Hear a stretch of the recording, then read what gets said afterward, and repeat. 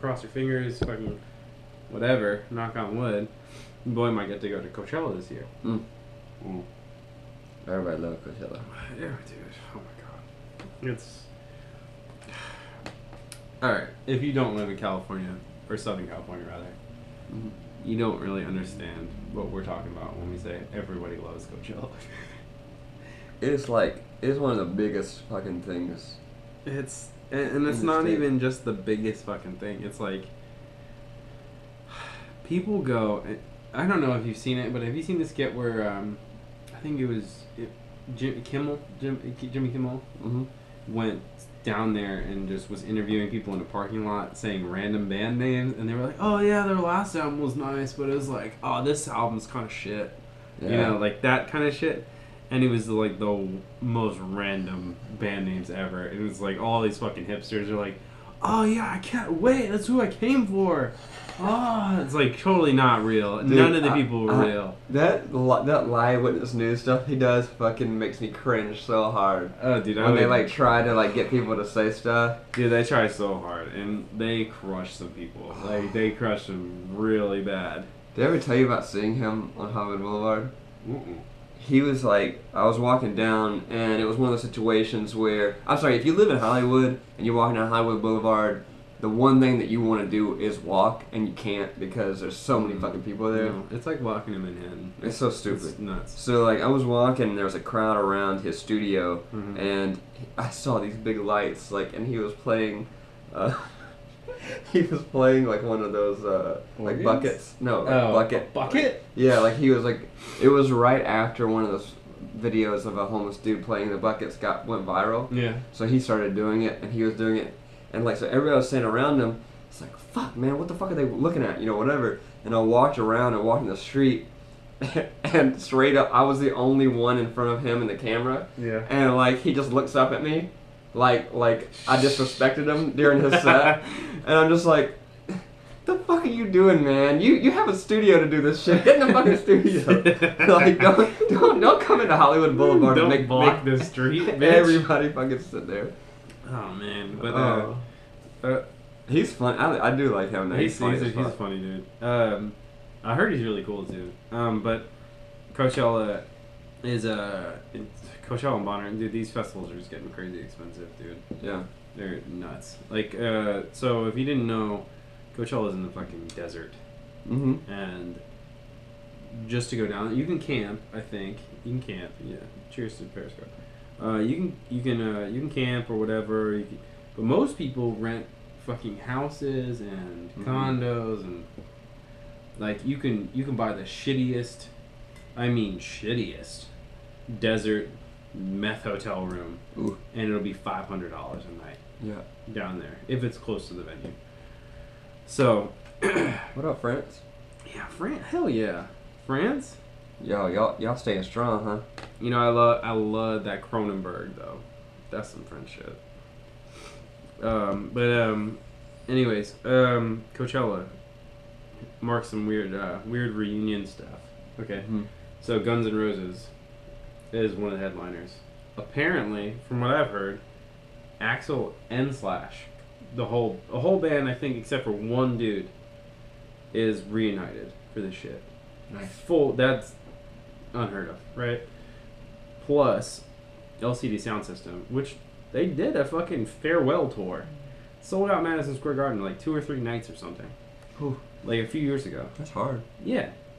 And then they were like, I feel like playing again. So their headliner. Welcome back tour. Yeah, welcome back. Speaking of the Radiohead tour this year. See, not at Coachella, but I just busted this out on this dude. Pat dropped a bomb on me today. Told me that Radiohead's coming out with a new album in a week. What? Second, that they're having a tour. What? Third, that it's going to be in the U.S. What? July. Oh my God. Bring it. We got that way. One thing you need to know about Drew Pasley is he listened to Radiohead exclusively in high school. Exclusively. This dude was hipster number 1. Bruh, that doesn't get more hipster than this. I learned about Radiohead from my art teacher. Oh like that's how hipster I was. At the Bro, point. I bro, was they like, had the Harry Potter poster and it said hipster number 1. Like, your face. Drew, you're a hipster. Not undesirable. Hipster number 1. Bitch ass. Anyway, so, yeah, watch out for all that. That's gonna be nuts. And, I mean, the way you know it is, like, they usually make some weird fucking company name. And then they make a company like an LLC or something, and they just did that. They've done that for the last 2 albums. They do a weird company. They make a company, and then like a week, maybe even a day, a few weeks, some shit later, they drop an album out of nowhere. That's weird. Like I think it was King of Limbs or the one before in Rainbows, where they said, all right, we're gonna release the album on this day, and they released it the day before just to fuck with people. Bastards. The In Rainbows, you remember when that album came out, they released it on a website and you could pay whatever you wanted to for it. Yeah. Remember that? Yeah, that was fucking crazy. And your boy was a dumbass. Did I ever tell you about it? How much did you pay? Well, I didn't. I'm gonna tell you how much I paid. I didn't. How much you pay? $1. See, that's what I should have done, but I was obsessed with Radiohead, so I I wanted to pay $10 because there was 10 songs on there, so 9 songs, something like that. So I was gonna pay $9 or whatever. And your boy put $10 on there, and didn't realize it was euros. Are you serious? Boy paid about $20. Straight up, I was like, oh damn. I felt real dumb. No, I think I paid maybe $1. You could download for free. I know you could download for free, but at the time I had money. It didn't matter to me, and I was like, I want to support Radiohead because they're doing something different. Because you was Radiohead fan number 1. Oh yeah. Yeah. I love Tom York. I can't even. Although he looks like a stroke every time. He looks like a stroke every time he sings. It looks like he has a stroke constantly. Yeah. Like I'm not. He looks like he's living in the stroke. He's bouncing back and forth. Looking ass. Anyway, closed out. One eye's closed every time. I can't even like. Speaking of, there's so much weird stuff going on in music. First off, right now, yeah. We could talk about Meek Mill, and we could just say one thing about Let's just go in into Meek Mill. All right, you boy. Go ahead. Yeah, no. Go in. Okay, I just want to say this. First off, if you don't know what we're talking about, Meek Mill is a rapper. He is a rapper. He had beef with Drake like what, 7 months ago, 8 months ago, like not even. Drake shut him the fuck down. Okay, so Drake shut him the fuck down because it was real stupid in the first place because he was saying he was mad because Drake didn't tweet his new album. Something stupid like that. And then Drake fucking dissed him and blah blah blah, back and forth, whatever. Back and forth. So you think it's all quiet? It's all nothing. 6 months later, after Drake killed him on Back to Back, 6 months later, Back to Back, nice. Meek, after not saying a word about it, comes out with a diss record, single. Yeah, like 4x4 or something. Yeah, and it was just like, what the fuck are you doing? So everybody was 7 months, bro. Come on. Everybody was like, what? Why are you doing this in the first place? Second off, 50 Cent fucking came out of nowhere. I think 50 was offended that it took him that long. Yeah, he was like, really, dude? Fuck you a bitch. I think everybody was like, why did you do this way later? It's already done. It's over. It's like you can't come back after that. You can't come back. You've done it. So 50 is murdering this dude on social media. Everything. And it is hilarious. Like everything 50 Cent put out is hilarious. And somebody made a joke about how 50 Cent, you could tell 50 Cent made all this stuff himself. Because all of his memes are so bad. He's like, he could have paid somebody to do that, but he wanted to show Meek Mill how much he didn't like him, or how much he didn't give a shit about him. Oh my god. So I think it was hilarious, and then Meek tried to get out on 50, but then 50. Good luck. But then 50. Good luck, dude. 50 got like straight up took screenshots of old tweets that Meek sent out. You remember this? No, that's fucking great. To him? To Meek, yeah. Meek to Mill, 50 though? a long time ago, Meek Mill used to say, never get out on 50 Cent. How you gonna get out on 50 Cent? Because 50 Cent, this, or whatever, da-da-da-da. Alright. It's like basically sticking up for 50 Cent, and now he's like, He's whatever. trying to... Dude, I feel bad for Meek Mill. He kind of looked like a bullfrog. Ooh. But he do though. You can't. You gonna tell somebody they look like a bullfrog? I ain't gonna turn into a prince anytime soon. You kinda do though. Oh. You kinda do. I didn't tell you that before. That's fun. No, I I know. look like a bullfrog though. Like look, he like. What's that, Nicky? I don't know, bro. I don't know. What's that? What the fuck? What was that Disney movie? The frog or the princess and the toad? Yeah. That's what it's That's called. what it is. Oh Man. Meek.